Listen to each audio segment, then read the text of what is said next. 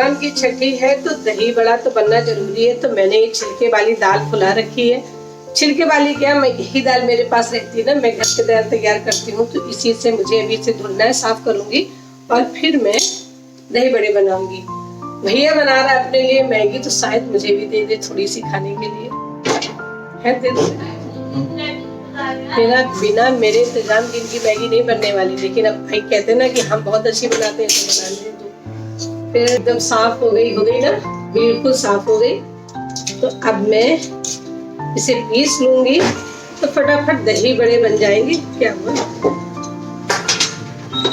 भाई, अभी मेरा किचन में काम नहीं है, जब ये सारे काम नाश्ते वास्ते इनके खत्म हो जाएंगे। वैसे सुबह मैंने इनको जूस और पोहा बना के खिलाया था, लेकिन पेट नहीं भरा। मौसम बहुत अच्छा है, बारिश हो रही है, तो मैगी बनेगी। चल कोई बात नहीं, मैगी बन जाएगी, इसके बाद फिर हम अपना काम करेंगे। और ये चोकर जो है ना, सामने गाय भैंस है, उनको डाल दूंगी। जिस दिन भगवान की छठी होती है तो उस दिन कड़ी चावल रोटी बनती है। मैंने बड़ा मुगौड़ा भी बना रखा है क्योंकि छठी है ना, इसीलिए। तो थोड़ी सी मैंने उड़द की दाल भिगो दी थी और साथ में मूंग की दाल भिगो दी थी।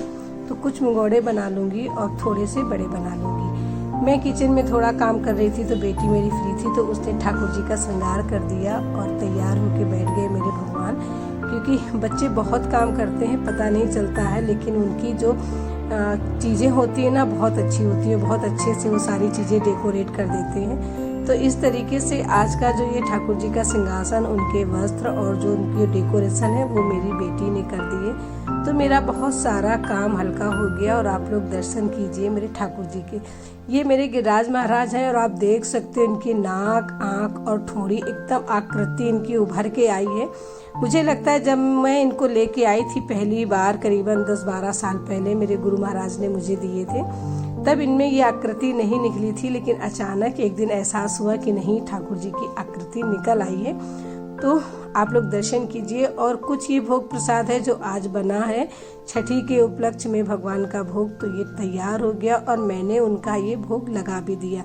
अभी शाम के करीबन 4:30 बजा हुआ है, तो भोग लगा के मैं कंप्लीट हो जाऊंगी। इसके बाद फिर मुझे कीर्तन भी करने होंगे।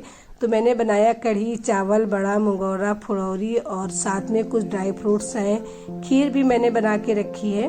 तो माधव कर रहे लगाएंगे मेरे भोग और मैं करूंगी उनके दर्शन।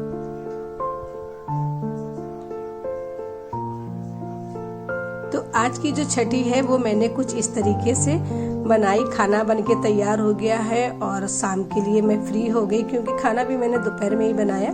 शाम को पूजा होती ना, इसलिए। तो आज शाम को रात में खाना भी नहीं बनाना, सारा कंप्लीट हो गया।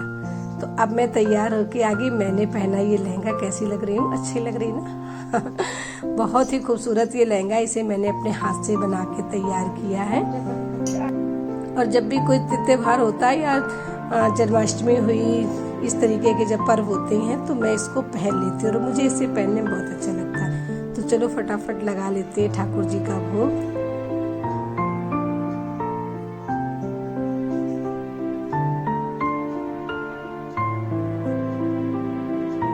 साथ में ही आरती करूंगी। पूजा के समय पे शंख का बड़ा उपयोग होता है, तो मैं हमेशा जब भी भगवान का भोग लगाती हूँ या कोई विशेष काम होता है, तो मैं शंख से ही उनको जल अर्पित करती हूँ।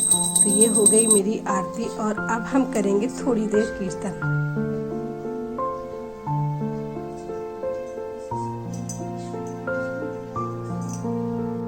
मेरे ठाकुर जी आज बहुत सुंदर लग रहे हैं, इसलिए उनकी नज़र उतारनी तो बनती है।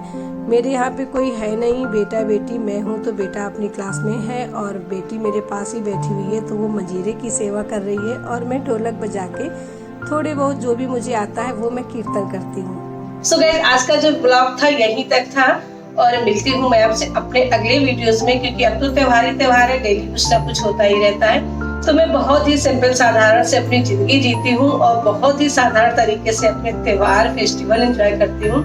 बस मेरा मानना है कि खुशी होनी चाहिए, मन में खुशी हो, परिवार के साथ हो, बस। तो फेस्टिवल में आप कम खर्च करो, ज्यादा खर्च करो, त्योहार आप कम हल्के से मनाओ या बहुत विशाल रूप से मनाओ, सबसे जरूरी है आपका मन। आप जितना खुश होकर ठाकुर जी की पूजा करते हो, वो आप पे उतनी कृपा करते हैं और उतना ही वो आपके परिवार का ध्यान रखते हैं। तो इस बात का ध्यान रखना और मन से ठाकुर जी का स्मरण करना, मन से ठाकुर जी को भोग लगाना, उनकी पूजा करना। हरे कृष्णा।